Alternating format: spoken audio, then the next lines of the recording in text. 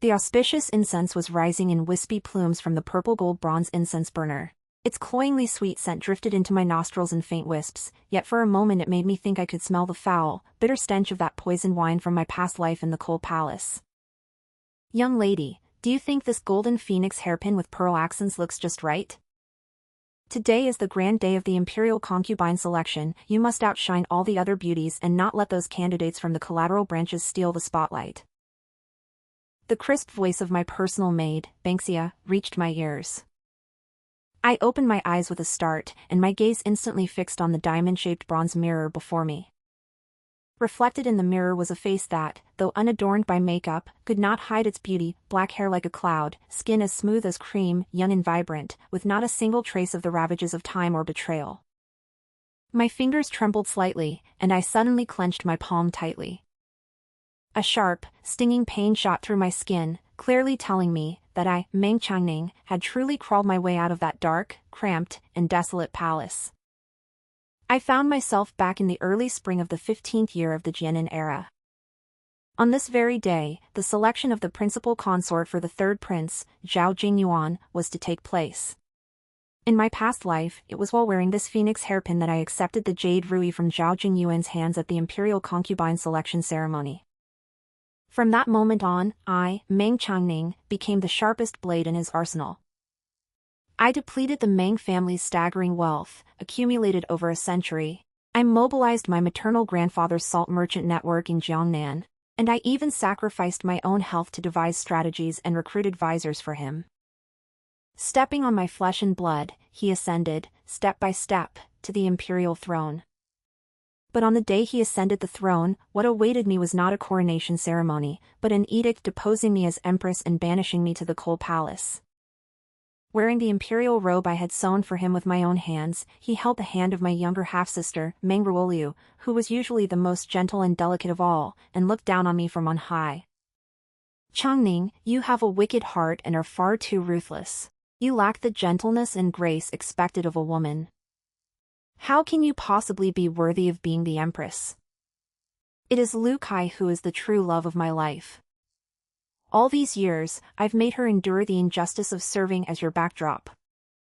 Now, I intend to bestow upon her all the finest things the world has to offer. The poisoned wine from the coal palace had corroded his intestines. The excruciating, bone-chilling pain still seemed to linger in every fiber of his being. I looked at my youthful face in the mirror, and a deeply icy smile slowly curled at the corners of my mouth. Raising my hand, I pulled the heavy, gold phoenix hairpin with a pearl from my hair without hesitation and tossed it onto the makeup box with a clang. Young miss? Banksia's eyes widened in astonishment. This hairpin is too flashy. Replace it with a simpler, more elegant white jade hairpin. My tone was calm, yet it carried an air of authority that brooked no argument. No sooner had the words left her mouth than a soft jingle of jewelry came from outside the door. My half-sister, Meng Ruoliu, wearing an exceptionally eye-catching hibiscus-colored embroidered wraparound tunic and skirt, glided in with graceful poise. She had clearly taken great care with her appearance today, with a floral dot painted on her brow and a touch of innocent, alluring charm at the corners of her eyes. However, due to her status as a concubine's daughter, her jewelry was, after all, not particularly valuable. Eldest sister. Meng Ruoliu walked up behind me, her gaze greedily sweeping over the golden phoenix hairpin in the makeup box, then immediately adopting a gentle and charming demeanor. At today's concubine selection, eldest sister is sure to take first place and become the third prince's principal consort. As for me, with my humble appearance, I only hope to remain by your side, elder sister. Even if it means serving as a secondary concubine to attend to you and His Highness, I would do so willingly. A concubine named Tang? I sneered inwardly again and again. In my previous life, she had also groveled and fawned like this. Out of deep sisterly affection, and fearing that some other scheming vixen might vie for Zhao Jingyuan's favor, I agreed to let her become a secondary consort. Little did I know that what she really wanted wasn't the status of a concubine or secondary consort at all. What she wanted was to bleed me, Meng Changning, dry and climb to the Empress's throne by trampling over my corpse. With such beauty, wouldn't it be a waste for you to become one of Lord Ting's concubines? I turned around and, without giving anything away, took her hand. It felt warm and soft to the touch. I smiled as kindly as I could. Don't worry.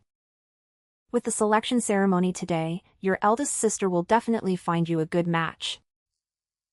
A hint of secret delight flashed in Meng Ruoliu's eyes, but she feigned alarm. Eldest sister, you flatter your younger sister too much. I wouldn't dare harbor any improper thoughts. I didn't waste any more words on her. I simply took her straight to the carriage bound for the palace. Inside the imperial garden, spring was in full bloom. The peonies were in full bloom, yet even their splendor could not outshine the beauty of the court ladies vying for attention throughout the garden. The Empress sat majestically on a high dais, and seated beside her was none other than today's guest of honor, the third Prince, Zhao Jingyuan. He wore a dark blue robe embroidered with gold in a python pattern. His face was as fair as jade, and his demeanor was gentle and refined. Whenever those expressive, almond-shaped eyes swept over the assembly of court ladies, they always gave one the illusion of being deeply loved by him.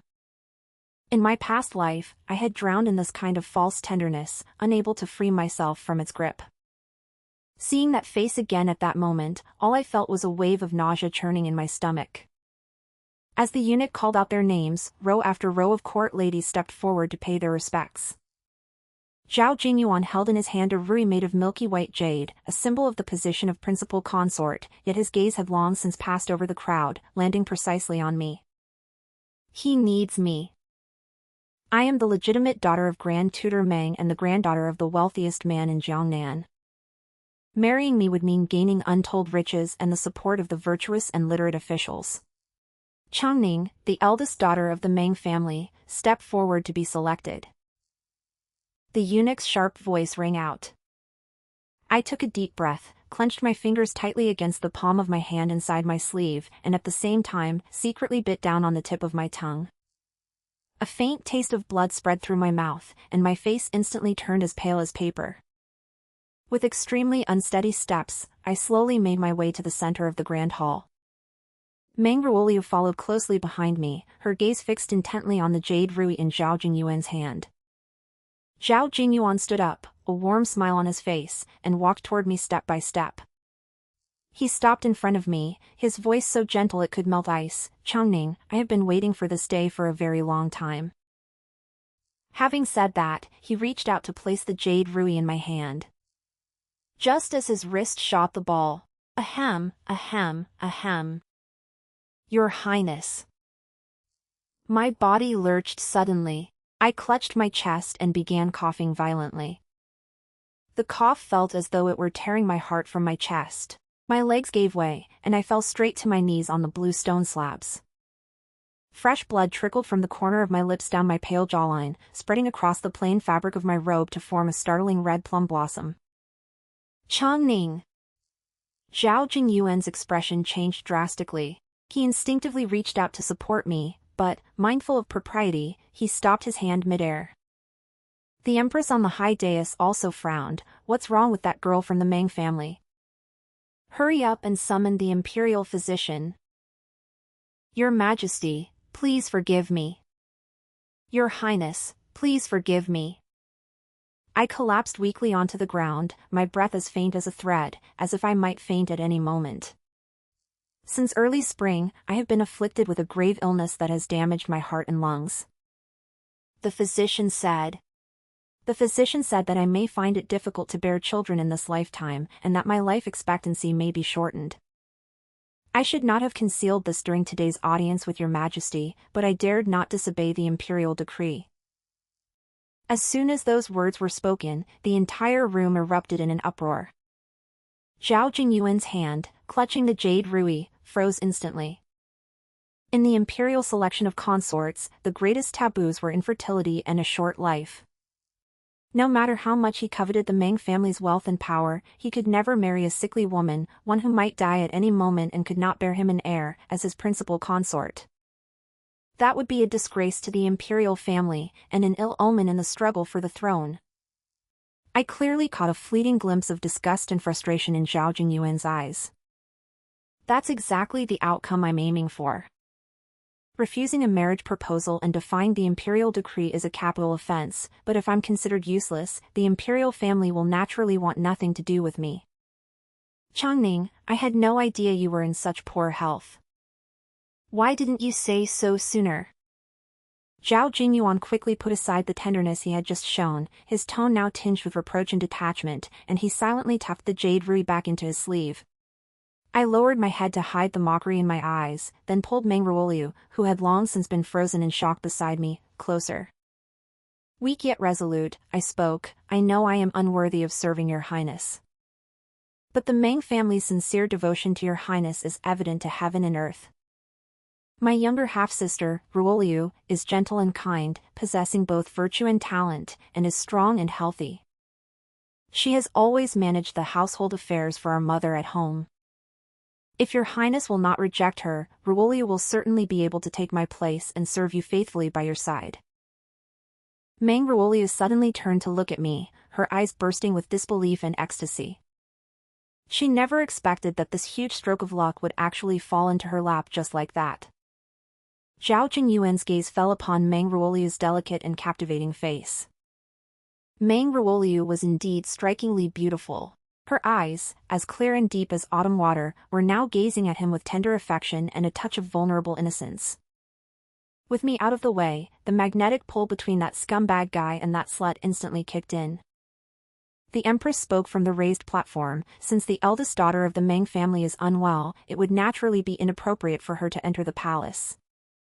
However, the second daughter of the Meng family does seem proper and well-behaved. Third son, what do you think? The imperial family needs to win over the Meng clan.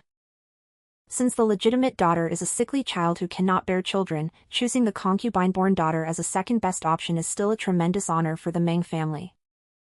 Moreover, Meng Ruoliu's beauty is more than enough to captivate Zhao Jingyuan. Zhao Jingyuan weighed the pros and cons. After only a moment's hesitation, he handed Meng Ruoliu the jade rui, the symbol of the principal consort status. Second young lady of the Meng family, would you be willing to join our household? Meng Ruoliu trembled with excitement. She knelt on both knees, raised her hands high, and accepted the jade rui with almost greedy eagerness. I, Meng Ruoliu, vow to follow your highness to the death. I knelt on the cold, hard blue stone slabs, and my downcast eyes could no longer hide the profound sense of satisfaction I felt. Answer it, Meng Ruoliu. To accept this jade rui is to accept a death warrant leading to hell. In my past life, I sacrificed my life to fill the blood-red abyss for you. In this life, you'll have to wade through it yourselves. I'm going to keep my eyes wide open and watch closely. Without my foresight and vast fortune, I'll see how you two lovebirds end up shattered to pieces in this cutthroat struggle for the throne. Ever since I fell gravely ill and coughed up blood on the day of the concubine selection ceremony, the Meng household has cited illness as the reason for declining visitors. Within half a month, the imperial decree granting the marriage arrived. However, even though Meng Ruoliu had become Zhao Jingyuan's principal consort, the grandeur of the wedding was pitifully meager. After all, royal arranged marriages are based on social standing. Grand Tutor Meng is an upright civil official, as honest as they come. In my previous life, when I married into the prince's household, the 10-li-long procession of red wedding attire and the dowry that lined the streets were all prepared by my maternal grandfather, the wealthiest man in Jiangnan, who had drained his entire fortune for my sake. Now that it is a concubine's daughter who is getting married, my maternal grandfather naturally won't part with a single coin, and my father's salary is extremely limited. We could barely scrape together 64 palanquins worth of dowry. On the day of the wedding, Zhao Jingyuan didn't even come in person to the bride. He merely sent a chief clerk to carry Meng Ruoliu into the prince's mansion in a small palanquin. It was said that Meng Ruoliu tore 3 handkerchiefs to shreds inside the palanquin and cried so hard that her makeup ran. Sitting in a rocking chair at the moon-gazing pavilion, I listened to Banksia's vivid and detailed report while leisurely sipping a cup of premium Longjing tea. It felt as though even the spring sunshine had grown brighter. Miss, can you really bring yourself to give it up? Banksia asked cautiously as she fanned me. That's the position of the third prince's principal consort. The second miss is already a prince's consort now. The principal consort? I chuckled softly. That's nothing more than a trap dressed up to look glamorous. I know better than anyone what kind of person Zhao Jingyuan really is. He's ambitious but overreaches his station, be it befriending powerful court officials or keeping a retinue of loyal retainers and bodyguards. Which of these isn't a money pit? In my previous life, if I hadn't been constantly propping him up behind the scenes with my dowry, he wouldn't even have been able to pay for those literati's drinks. Now that he's married that empty shell of a woman, Meng Ruoliu, I'm curious to see what he'll use to win people over.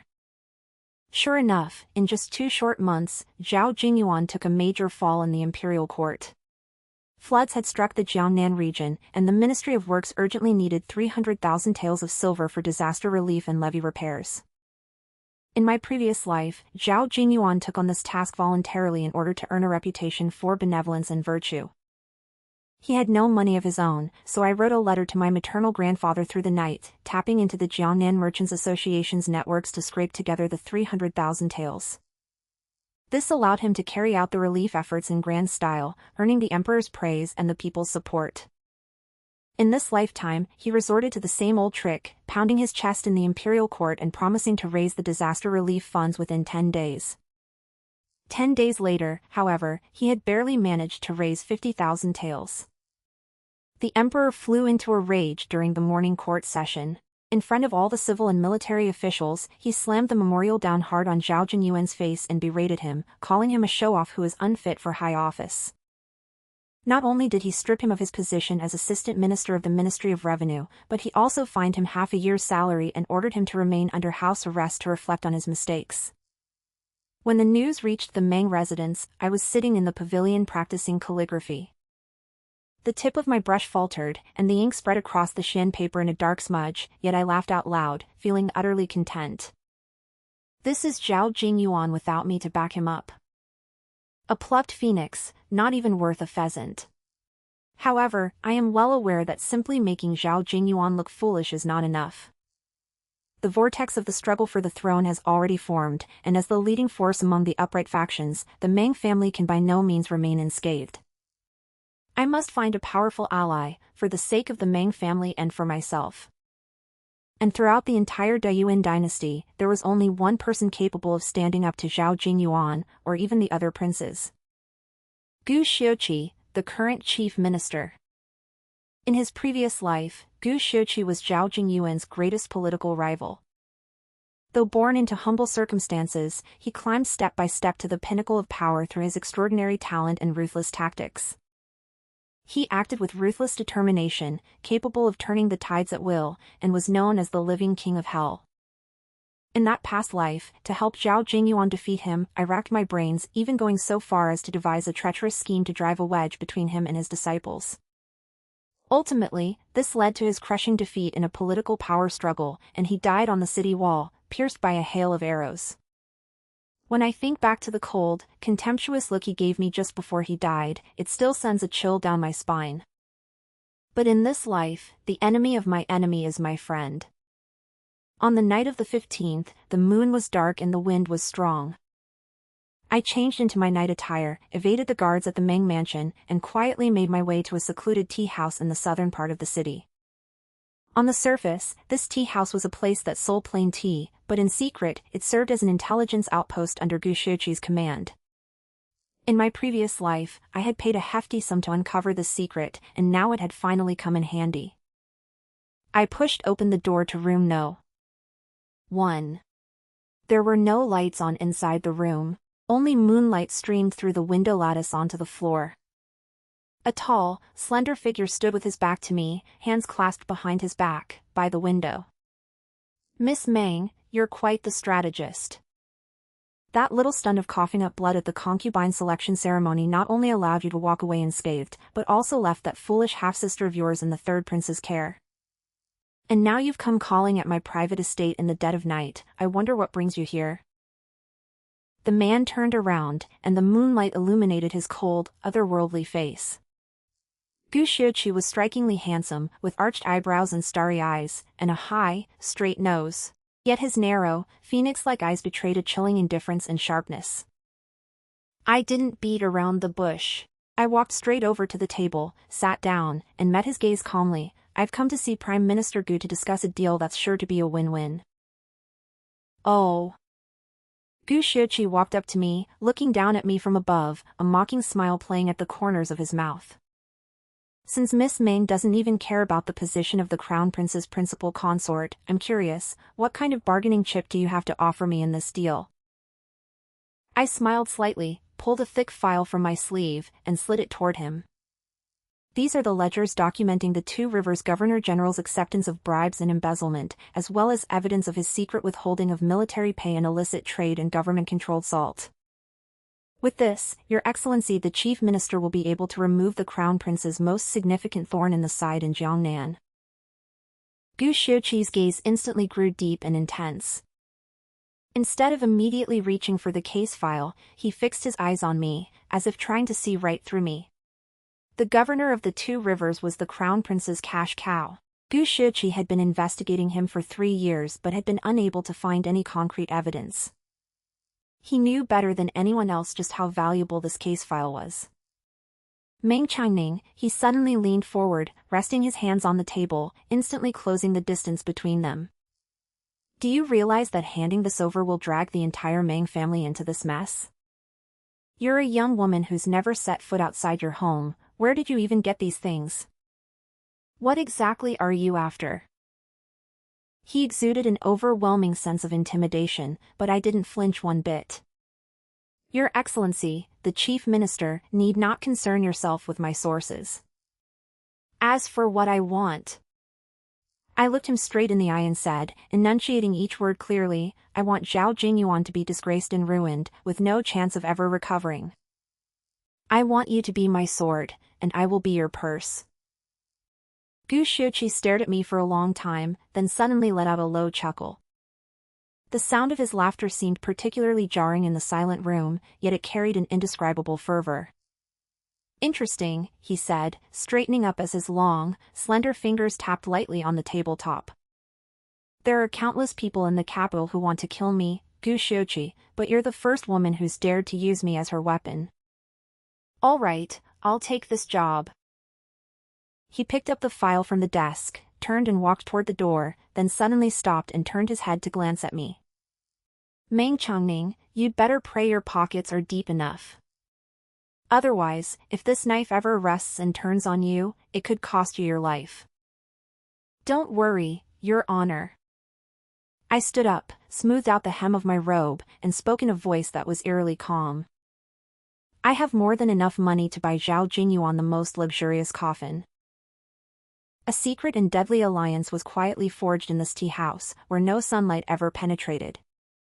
Meanwhile, Zhao Jingyuan, who was still at the prince's mansion, fretting over money like an ant on a hot skillet, had no idea that a vast net was already closing in on him. The chirping of cicadas in the height of summer was so loud it was irritating, but as I sat in the cool pavilion by the water at the Meng family estate, listening to the news Banksia had gathered from outside, those sounds seemed as melodious as celestial music. Young miss, you didn't see it, but today the proprietor of Duobao Pavilion personally went to the third prince's mansion, supposedly to collect 2 sets of red gold, jade inlaid headpieces. I had someone secretly go and confirm it. Those were the treasured trousseau items master bought for the second miss at great expense, gritting his teeth, when she got married. Banksia covered her mouth, laughing like a little fox caught in the act. I picked up a chilled grape and popped it into my mouth. The sweet, crisp juice spread across my tongue. It's only been 3 months, and she's already had enough? You bet. Banksia said, gesturing vividly. The third prince's mansion is nothing short of a bottomless pit. His Highness loves to associate with prominent scholars, and he keeps over 100 guest scholars and advisors in his household. Just the daily expenses for the endless banquets alone run into tens of taels of silver. Back when His Highness served as Assistant Minister of Revenue, he could still skim a little off the top. But ever since His Majesty cut his salary and ordered him to reflect on his mistakes in seclusion, the household's income has dried up. Second young lady's dowry, those 64 palanquins, may look impressive, but it's mostly calligraphy, paintings, ancient texts, and rosewood furniture. How could any of that be turned into actual cash? I gave a cold smile. Someone like Zhao Jingyuan, who's always putting on airs, values his reputation above all else. In my previous life, which of those so-called noble scholars in his mansion wasn't fed by my hard-earned money? Without money, who would go to the imperial court to champion his cause? Who would go among the common people to sing his praises? Now that his source of income had dried up, he naturally set his sights on his new bride. Meng Ruoliu had long dreamed of becoming a prince's consort, believing that marriage into the royal family would mean a life of luxury, adorned in gold and silver, with servants at her beck and call. She had no idea that the threshold to the imperial family was paved with silver. Just as they were speaking, a servant from the outer courtyard came running in to report, "Miss, the third prince's consort has returned to the estate to visit her family. She is currently speaking with master and mistress in the front hall." I gave a slight nod and wiped my hands with a handkerchief. "Let's go meet my dear sister, who's enjoying such great success." In the front hall, Meng Ruoliu sat gracefully in the guest seat. Today she wore a luxurious brocade skirt embroidered with gold thread and floral patterns. Her hair was adorned with pearls and jade, and her wrists were adorned with a pair of exquisite milk-white jade bracelets, as if she were afraid anyone might fail to recognize that she was now a princess consort, a figure of the highest honor and prestige. However, if you look closely, you'll notice that even the thick layer of makeup beneath her eyes can't hide the deep bruises and signs of exhaustion. My eldest sister has arrived. Upon seeing me, Meng Ruoliu immediately stood up, supported by her maid, a smug smile curving her lips. It's been 3 months since my younger sister arrived at the mansion. His Highness, taking pity on my hard work managing the household, has been reluctant to let me leave the house. Today, I finally found some free time, so I made a special trip back to visit father and my eldest sister. I covered my mouth and coughed softly twice, feigning weakness, as Banksia helped me take my seat. My dear sister, you are now the official consort listed in the imperial register, a woman of noble status. It is a blessing for the Meng family that you've returned to visit us. Judging by the way you're dressed, I imagine the third prince treats you very well. Meng Ruoliu tilted her chin slightly, a hint of smugness flashing in her eyes, but that smugness quickly gave way to a calculating look as if she were about to say something but held back. She turned to Grand Tutor Meng and called out in a sweet, girlish voice, "Father, I've come home today, and actually, there's something I'd like to ask of you."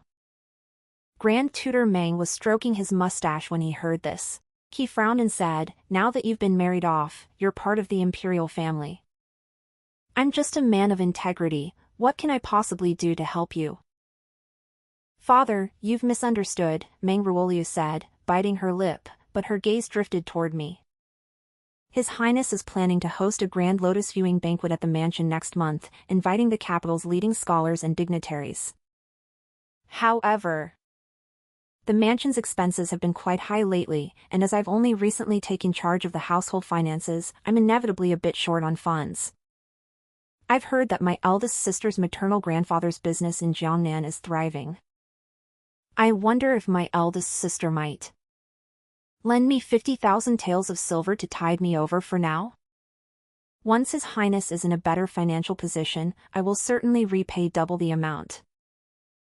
50,000 taels? She really has the nerve to ask for that much. I scoffed inwardly, but my face betrayed utter shock. What nonsense are you talking about, little sister? The third prince is of royal blood, how could he possibly be unable to afford the silver to host a banquet? If word of this got out, wouldn't people laugh at the royal family for mistreating their own prince? Sister, keep your voice down. Meng Ruoliu's expression changed, and she hurriedly lowered her voice. His Highness is merely short on funds for the time being. With all the gold and silver your maternal family in Jiangnan possesses, isn't 50,000 taels a mere trifle? Are you really going to stand by and watch your younger sister struggle to get by in the prince's mansion? What you're saying, little sister, makes no sense at all. I suppressed my smile and looked at her with a cold gaze. My maternal grandfather's money is the capital of the Jiangnan Merchants Association, it is not my personal fortune. Moreover, father lived a life of integrity and detested corruption and self-serving schemes above all else. Now that you've married into the royal family, instead of thinking about how to manage the household with diligence and frugality and support your husband, you've run back to your parents' home, constantly asking for silver. Could it be that you've suffered some injustice in the prince's mansion and have already spent your entire dowry? Meng Ruoliu turned pale with anger when I hit a nerve. As soon as Grand Tutor Meng heard this, his expression darkened, and he slammed his fist down on the table. This is outrageous. You, as the wife of a prince, dare to do something as shameful as selling off your dowry? Do you have any regard for the reputation of the Meng family? If you don't have the money, don't even bother holding a lotus banquet. Go back and tell your husband to stay home and reflect on his actions. He must stop indulging in such extravagance all day long. Meng Ruoliu was publicly reprimanded, and tears welled up in her eyes instantly. She shot me a fierce glare, could no longer maintain her air of nobility, and stormed off, wringing her handkerchief in anger. As I watched her disheveled figure walk away, I knew she had been driven to the edge of a cliff. Zhao Jingyuan's pressure and the emptiness of the prince's mansion would weigh on her like two massive mountains, crushing what little sanity she had left. Sure enough, a few days later, one of Gu Xiuqi's men slipped me a secret note. Late at night, in my study, I unfolded the thin piece of paper and, by candlelight, made out the handwriting on it. I couldn't help but clap my hands and chuckle softly. What a Meng Ruoliu! What a third prince's consort! Banksia walked in carrying the calming decoction and asked curiously, "Young miss, has something good happened?" I held the secret letter over the candle flame and watched it turn to ashes, my voice soft yet icy. Meng Ruoliu, with her back against the wall, has gone so far as to lend money at usurious rates behind Zhao Jingyuan's back, using the name of the third prince's mansion. Lending money at exorbitant rates, in other words, usury, is a serious crime in the Dayuan dynasty. Not only does it involve compound interest that devours people whole, but it is also expressly prohibited by the imperial court. This is especially true for members of the imperial family. Should any of them become involved in such despicable acts of exploiting the common people, it would be a scandal of the highest order. The letter made it perfectly clear. Gu Shiqi had long anticipated that Zhao Jingyuan was short on money, so he secretly sent people to set up a trap at an underground moneylender on the outskirts of the capital. To plug the financial hole in the prince's mansion, yet afraid to sell more jewelry and arouse suspicion, Meng Ruoliu, at the urging of several trusted elderly maidservants, who were actually spies planted by Gu Shiqi, used the mansion's paired tokens and her own jewelry as collateral to borrow 100,000 taels in principal, which she then lent out at 3% interest. In my past life, I spared no effort in managing Zhao Jingyuan's finances, ensuring he never had to worry about money or material possessions. Yet he accused me of reeking of the stench of money, believing that Meng Ruoliu, a woman who did nothing but recite poetry and admire the moon, never getting her hands dirty, was the pure, ethereal white moonlight he truly desired. In this lifetime, I threw that pure, radiant moonlight into a cesspool. Driven by vanity and status, she not only tainted herself with the stench of money but also with a deadly poison that could kill them both. Once the snowball of usury starts rolling, it can never be stopped. To collect the interest, the enforcers of the underground moneylenders, acting under the banner of the third prince's mansion, will go after the common people who have borrowed money. Selling their children into slavery, families torn apart, all these blood debts will ultimately be laid at the feet of Zhao Jingyuan and Meng Ruoliu, one by one. Miss, lending money at usury can cost you your head. Banksia turned pale with fear. I'd rather lose my head, I said, picking up the bowl of warm calming soup and taking a leisurely sip. My ally, Gu Shiqi, acted even more ruthlessly and decisively than I had imagined. Without batting an eye, he handed Meng Ruoliu a knife and watched as she slit her own throat. This game for the throne has only just begun. I'm eager to see if, when this bomb finally goes off, Zhao Jingyuan and his one and only will still be as deeply in love as they were in my past life. When the first snow of winter fell, the sky over the capital changed completely. The old emperor suddenly fell gravely ill and was confined to his sickbed, and the struggle for the throne in the imperial court instantly escalated into a fierce, life-and-death battle. The eldest prince commanded a powerful military force, the second prince enjoyed the emperor's deep favor, while Zhao Jingyuan, though he held a nominal title, was in reality nothing more than a hollow shell riddled with flaws. Zhao Jingyuan could no longer hold back. He knew that if the crown prince staged a coup, the meager garrison troops under his command would be no match for him. He desperately needed to win over the commander of the garrison on the outskirts of the capital, and to sway that bunch of money-grubbing soldiers, he would need a large sum of real gold and silver. Just then, the secret letter sent by Gu Xiuqi appeared on my desk, right on time, once again. Zhao Jingyuan urgently needs 200,000 taels of silver to fund his rebellion, and Meng Ruoliu has been driven into a corner. I casually tossed the letter into the brazier and watched as the flames consumed it completely, a cold smile curving my lips. The time is right. It's time to pull in the net. I immediately sent someone to deliver a secret letter to my maternal grandfather, instructing him to cut off all financial transactions between the Jiangnan Chamber of Commerce and every pawn shop and money house in the capital. At the same time, Gu Shiqi's men were secretly fanning the flames, frantically pressuring Meng Ruoliu to release the principal and interest on the usurious loans. Half a month later, a massive storm swept through the capital. A dozen or so commoners, whose families had been destroyed as a result of the persecution, dressed in mourning robes and headbands, knelt in front of the Ministry of Justice in the wind and snow and struck the dust-covered drum of petitions. A commoner is filing a complaint against the third prince's mansion. They're abusing their power, charging exorbitant interest rates, and driving people to their deaths. The piercing cries of innocence shattered the bitter cold of the capital and completely shattered the mask of benevolence that Zhao Jingyuan had painstakingly cultivated. The Chief Justice of the Supreme Court was Gu Shiqi's right-hand man. As soon as he took on the case, he acted like a wolf that had caught the scent of blood, moving swiftly and decisively to seal off several underground money houses on the outskirts of the capital.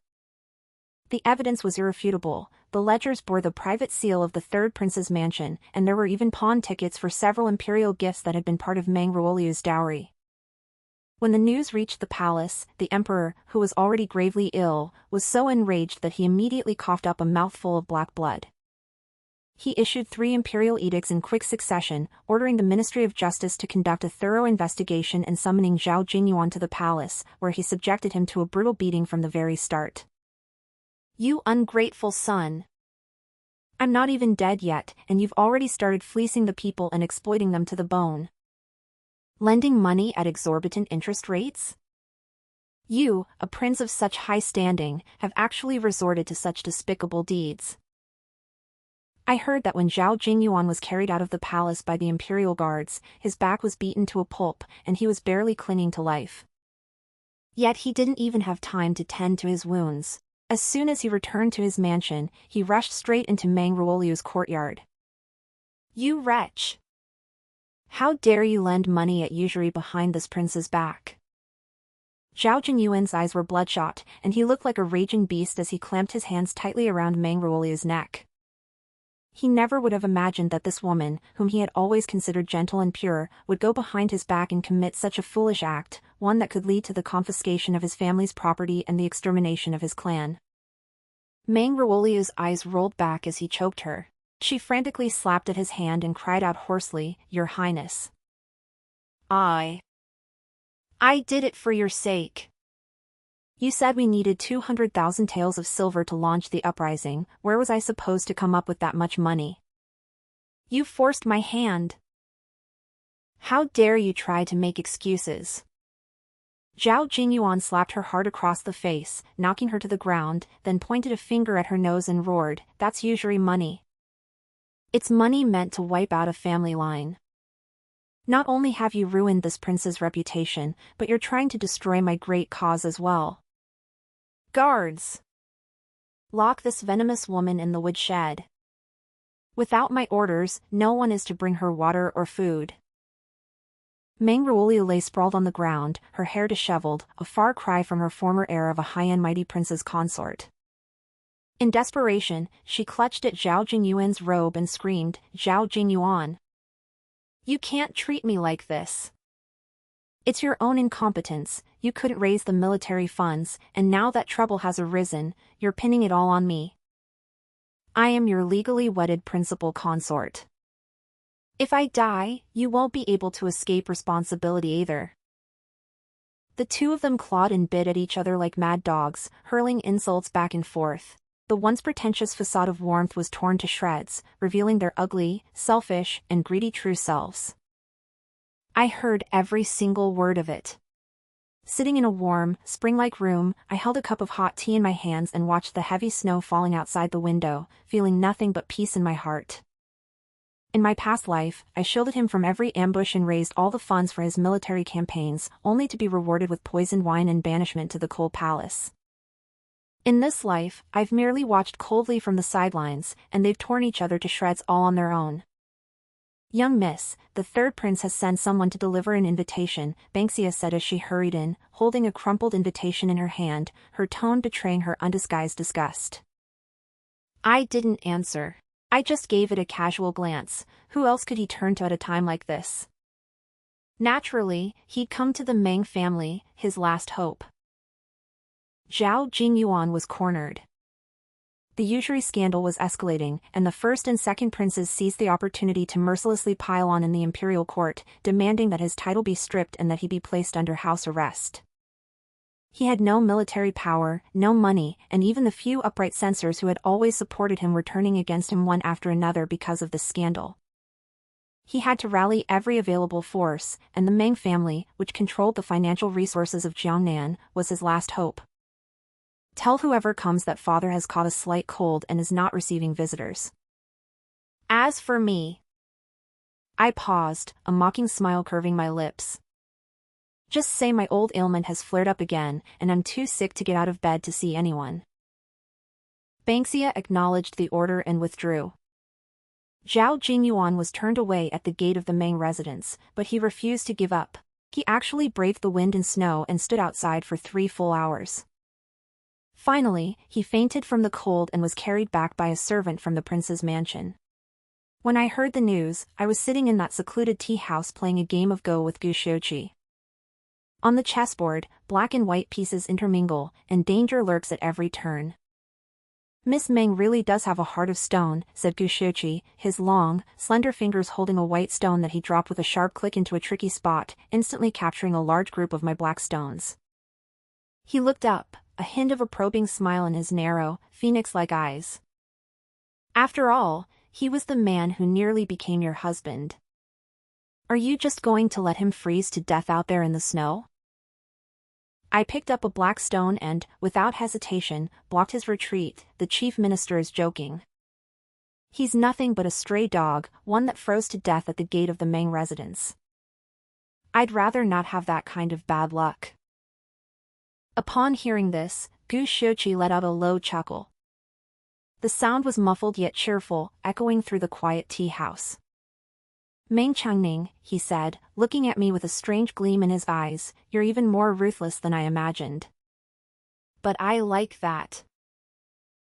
I ignored his teasing and got straight to the point. The old emperor doesn't have many days left. The crown prince has already secretly mobilized the troops at the garrison on the outskirts of the capital, preparing to force the emperor to abdicate. Zhao Jingyuan has been backed into a corner. He's now in a position where he has nothing to lose. If he's driven to desperation, then let him jump. Gu Xiuqi's smile faded, and his eyes filled with murderous intent, as if he were a demon god who held the power of life and death. The net is already set. We're just waiting for him to walk right into it. Have you made all the necessary arrangements, sir? I looked at him intently. Gu Xiuqi set down the chess piece, picked up the teacup beside him, took a sip, and spoke in a tone so calm it sent a chill down one's spine. Rest assured. The crown prince's troops cannot be deployed within the 9 gates. As for Zhao Jingyuan, he let out a cold laugh.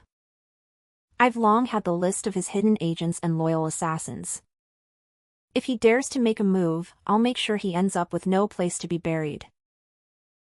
I nodded and placed the black stone I was holding steadily in the center of the board. It's time to end this game. On the 28th day of the 12th lunar month in the 15th year of the Jinan era, heavy snow cut the city off from the outside world.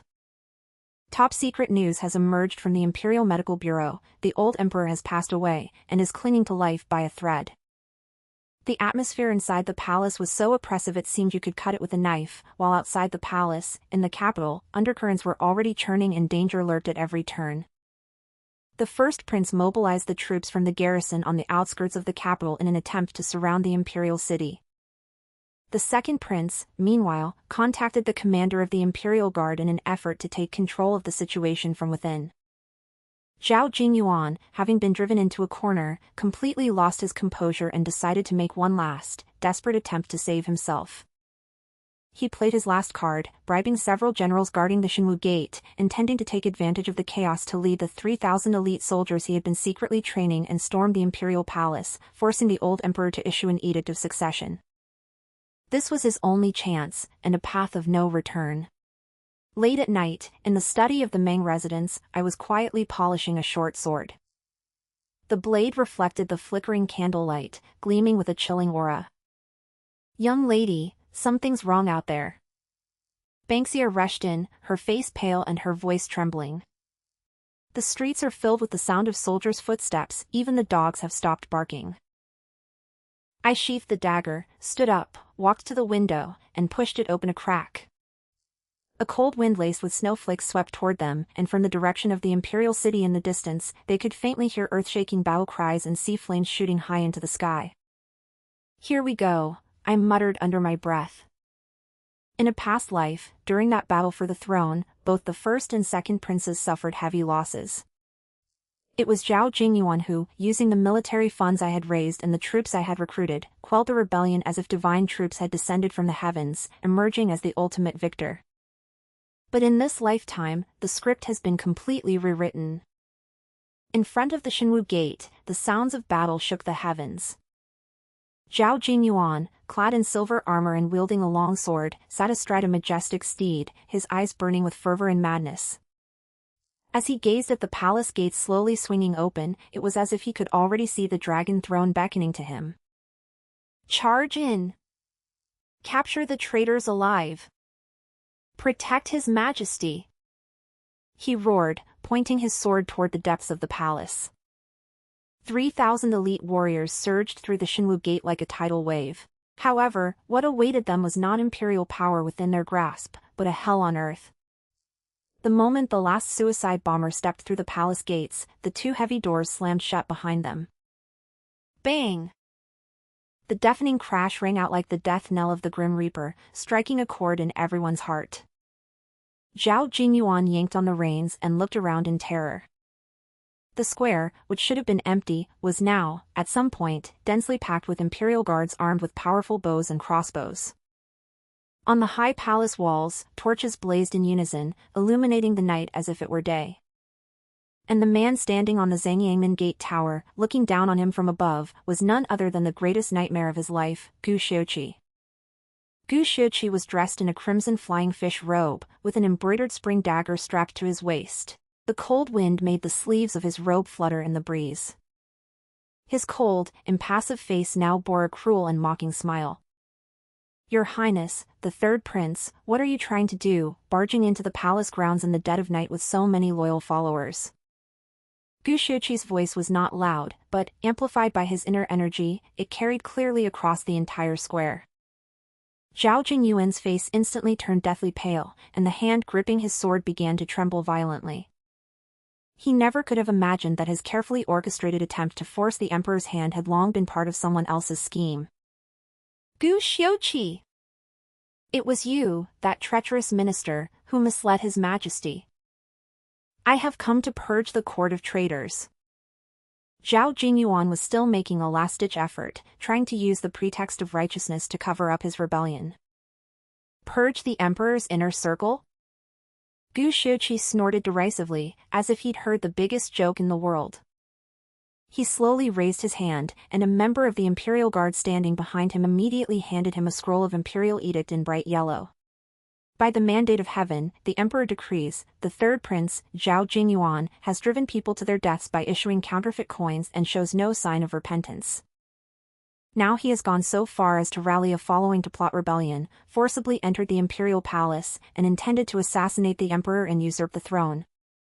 This is an act of treasonous rebellion, an unforgivable crime.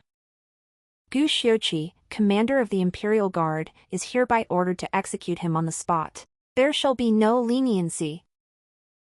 Shoot them on the spot, no mercy. Those 8 words struck Zhao Jingyuan like 8 bolts of lightning. The suicide squad behind him also began to panic. No! This can't be! How could father issue such an edict? This must be a forgery. You're falsely claiming to deliver the emperor's edict. Zhao Jingyuan roared in despair, like a beast cornered with its back to the wall. Gu Xiuqi didn't even bother to give him a second glance. He simply waved his right hand coldly. Fire! Whoosh, whoosh, whoosh. A dense hail of arrows rained down from the sky like a swarm of locusts, instantly turning the square into a battlefield of chaos. Screams, wails, and the clang of weapons intermingled, and blood stained the pristine snow red. Those once fierce suicide soldiers fell in rows like wheat being cut down under the hail of arrows and crossbow bolts fired from the high ground. Zhao Jingyuan swung his long sword frantically to fend them off, but the hail of arrows was simply too dense.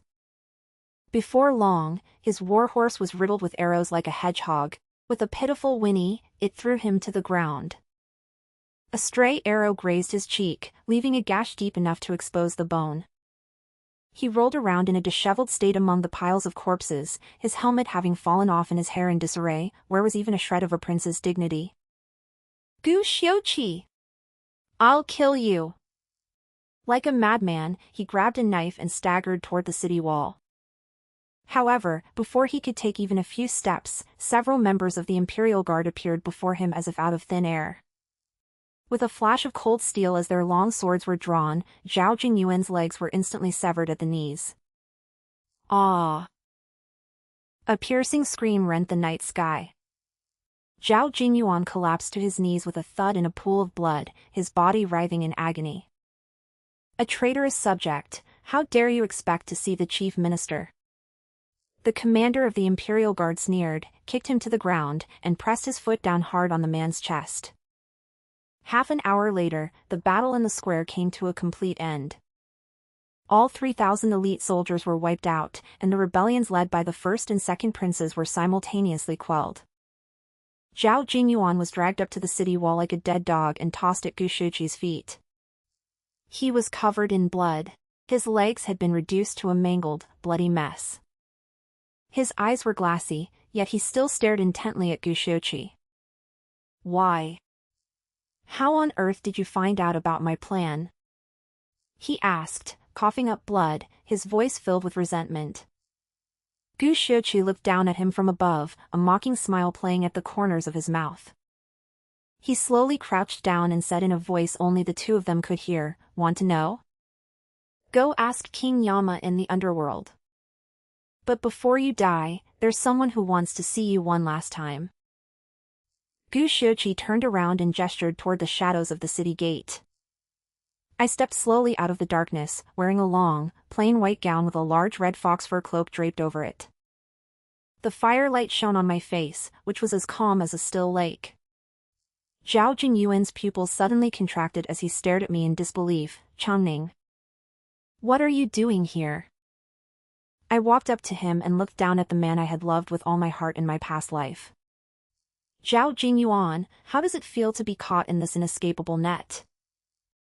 In the early spring of the 16th year of the Jianan era, the snowfall that had persisted in the capital for an entire month finally came to an end. The old emperor passed away, and the new emperor ascended the throne. As the new emperor was still young, all authority over the government fell into the hands of Gu Xiuqi, who had just been appointed regent. Today marks not only the new dynasty's first grand court assembly, but also the day of my wedding to Gu Xiuqi. Outside the golden hall, the white marble steps glowed with a cold, golden light in the morning sun. I wore a heavy 9-feathered phoenix crown and a bright red cloud brocade cloak, on which the twin lotuses and phoenixes embroidered in gold thread looked lifelike. Gu Xiuqi wore a jet-black imperial robe befitting the regent, perfectly matching mine.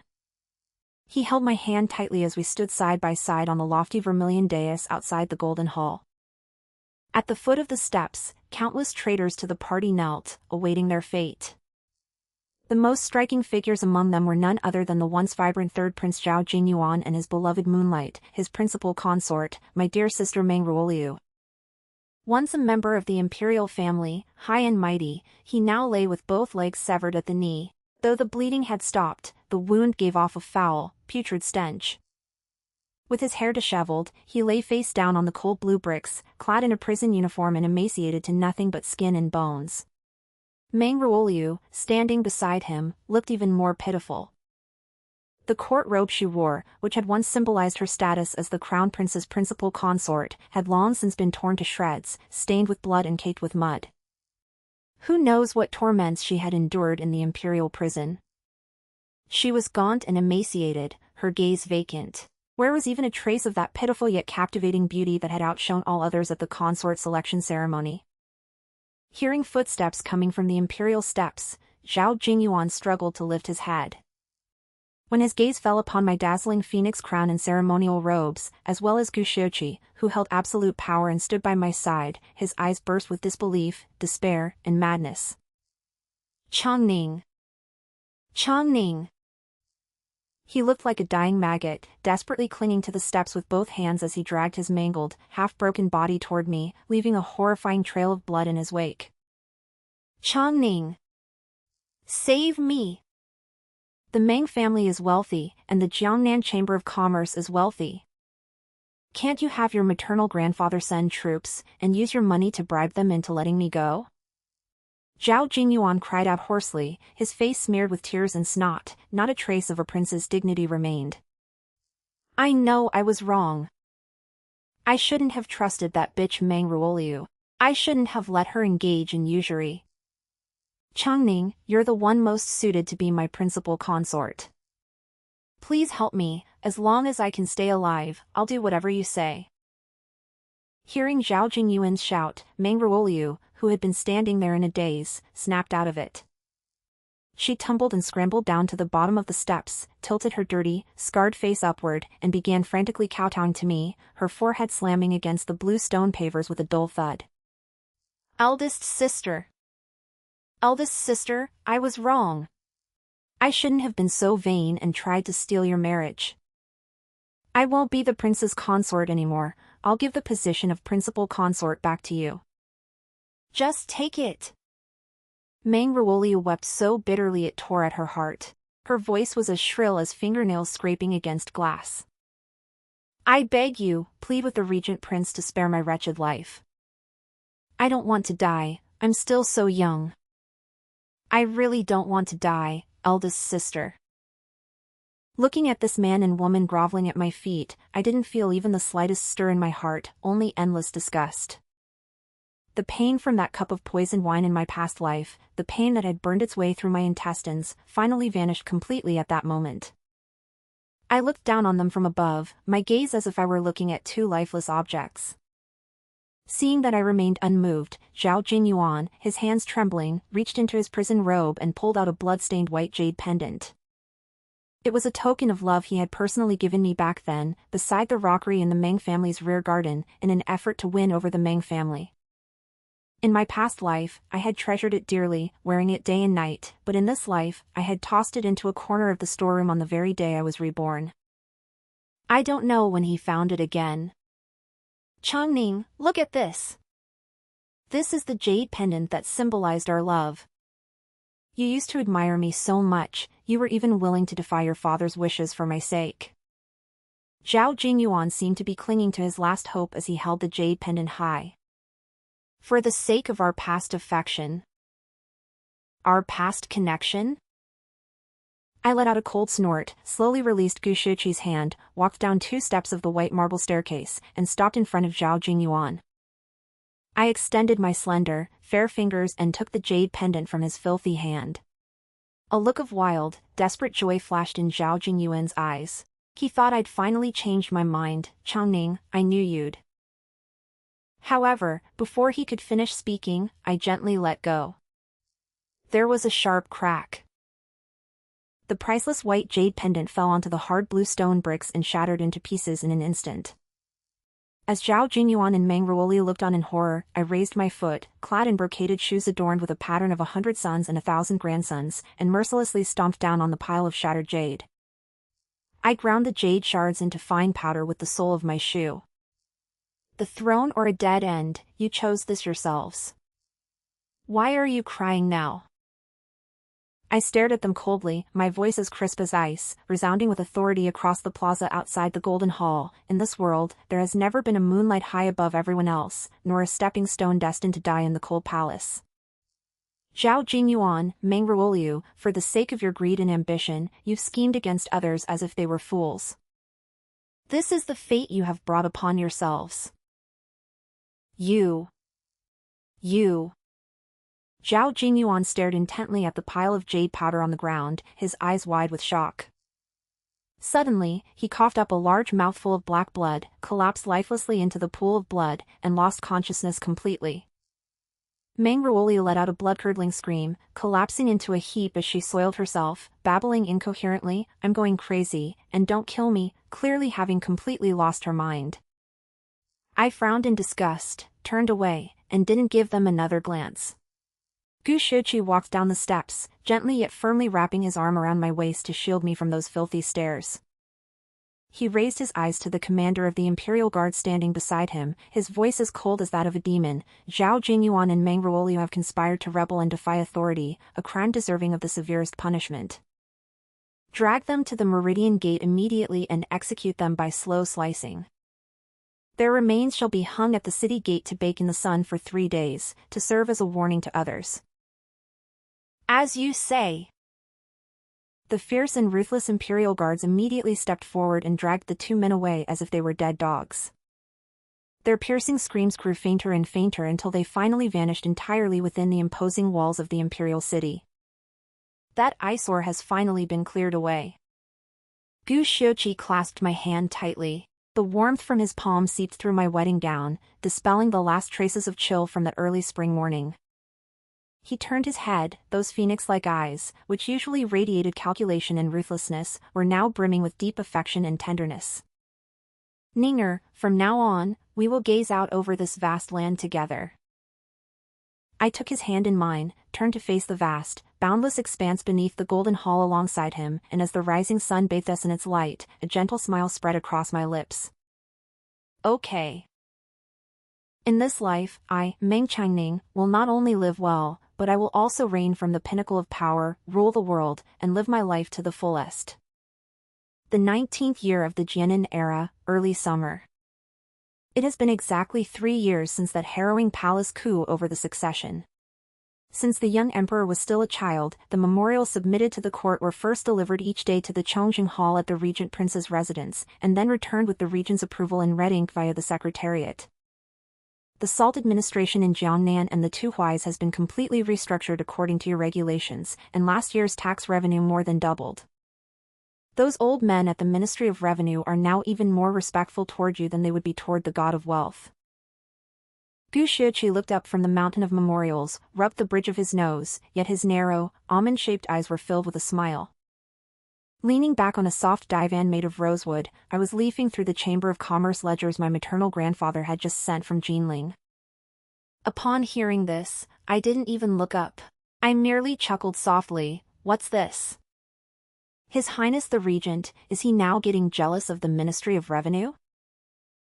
I wouldn't go so far as to say I'm jealous, I just feel a little sorry for my princess consort. Gu Shiqi stood up, walked over to me, and sat down beside me. With the utmost naturalness, he took the ledger from my hands and pulled me into his arms. Everyone in this realm knows that the regent prince holds absolute power over the court, but what they don't know is that half the realm of the Dayuan dynasty is actually firmly in my wife's grasp. He's right. Over the past 3 years, I have not simply stayed quietly in the inner quarters as a princess consort, tending to my husband and raising our children. Drawing on the vast financial resources of the Jiangnan Chamber of Commerce and the statecraft strategies in my mind, and with the unwavering military support of Gu Shiqi, I have completely reshaped the economic lifeline of Dayuan. I lifted the maritime ban, improved irrigation systems, and reformed the salt administration. Today, Dayuan's treasury is full, and its military is strong and well-equipped. We no longer have to struggle to scrape together a pittance from military pay as we did in the past. I have proven through my achievements that my strategic acumen and wealth, as Meng Ruoliu, can bring about an era of prosperity unlike any before or since, and that they are by no means merely stepping stones to pave the way for the incompetent. However, in the imperial court, there are always some who are so high and mighty that they fail to see the bigger picture. At the Grand Court Assembly the following day, the young emperor sat upright on the dragon throne. Gu Shiqi was granted a seat outside the beaded curtain, while I, as head of the Imperial Bureau of Commerce and Manufacturing, was granted special permission to sit on the phoenix throne beside Gu Shiqi. Minister Li of the Ministry of Rites stepped forward, knelt on the ground with a trembling gait, and cried out in a loud voice, "Your Highness, the Regent Prince, the Princess Consort has been in the palace for 3 years, yet has not yet borne an heir. Now that your Highness holds absolute power over the realm, the matter of an heir is crucial to the foundation of the state. I earnestly implore your Highness to widely seek out virtuous young women from distinguished families to enter the palace, ensure the continuation of the royal line, and thereby reassure the hearts of the subjects throughout the realm." As soon as those words were spoken, the entire Hall of Supreme Harmony fell so silent you could hear a pin drop. I know exactly what Magistrate Li is thinking. His granddaughter, who has just come of age, is renowned throughout the capital as a woman of great talent. These old diehards claim to be concerned about the Regent Prince's heirs, but in reality, they resent the fact that a woman like me, from a merchant family, holds the reins of power in the court. They want to plant their own people in the prince's mansion to dilute my authority. I sat upright on the phoenix throne, not even moving a muscle, simply idly fiddling with my armor. Gu Shiqi's expression darkened instantly, and the murderous aura radiating from him made the legs of several officials standing nearby go weak. He stared coldly at Minister Li, his voice as sharp as a blade tempered in ice. "Minister Li, are you telling this prince how to do my job?" "Your Excellency, I dare not. I am only acting in the best interests of the realm of Dayuan." Magistrate Li gritted his teeth and stood his ground to the very end. I let out a soft laugh and slowly stood up. The clear, ringing sound of my laughter echoed distinctly through the empty hall. I walked step by step toward Magistrate Li and looked down at him from above. "Magistrate Li, your concern for the state is truly touching. However, you seem to have forgotten whose shops worked through the night to produce and deliver the winter clothing and provisions for the 300,000-strong army in the northern frontier? And when the Yellow River burst its banks last year, whose private funds were used to provide the 2 million taels of silver for disaster relief?" I leaned forward slightly, my gaze as sharp as a knife. "If Minister Li wishes to place people in the regent's mansion, so be it. But if you so much as displease this princess consort and cause the Jiangnan Chamber of Commerce to withdraw its advance payments to the national treasury, do you think your delicate little granddaughter could make up for the loss of the great Yuan's empire and its people?" Cold sweat instantly soaked through Magistrate Li's official robe. He lay prostrate on the ground, trembling like a sieve, unable to utter a single word. The entire court fell silent, with not a single person daring to speak up in agreement. Only then did they realize that what I, Meng Ruoliu, held in my hands was a financial empire capable of choking them at any moment. Did everyone hear that clearly? Gu Shiqi stood up, walked over to me, and, in full view of all the civil and military officials, unabashedly took my hand, his gaze sweeping over the realm with an air of superiority. "My kingdom was built with my wife's hard-earned money. I, Gu Shiqi, have had only one wife in my life, Meng Ruoliu. If any other fool dares to bother her with matters from the inner quarters again, I'll have their tongue cut out and have them beheaded." All the court officials, both civil and military, were so startled that they knelt on the ground and cried out in unison, "Regent Prince, please calm your anger. Long live the princess consort, long live, long live, long, long, long live." As I looked at the sea of ministers kneeling before His Highness and listened to the thunderous cries of "Long live the prince," a sense of indescribable elation welled up within me. That night, the sky was filled with stars. Gu Shiqi and I stood side by side on the Zhaixing Tower, the tallest structure in the capital, looking down upon the lights of countless homes and the splendor of this golden age. The night breeze ruffled my long hair, and Gu Shiqi took a brand new hairpin from his sleeve and gently pinned it in my hair. It was no common trinket made of gold or silver, but a golden phoenix with outstretched wings, carved from the finest warm jade, more noble and majestic than any hairpin I had ever worn. Ninger, look at this landscape, how beautiful it is. He wrapped his arms around me from behind, resting his chin on the crook of my neck, his voice low and tender. I ran my fingers over the jade hairpin on my head and gazed down at the vast land beneath my feet, a land I held firmly in my grasp, as a proud and radiant smile curled at the corners of my mouth. Yeah, it's beautiful. In this life, I did not look up to anyone. Instead, I became the blazing sun high in the heavens. With the world in my grasp and soaring like a phoenix through the 9 heavens, this is the truly magnificent life that belongs to me, Meng Ruoliu. That's all for today. Thank you for listening. Please subscribe, like, share, and leave a comment. Thank you.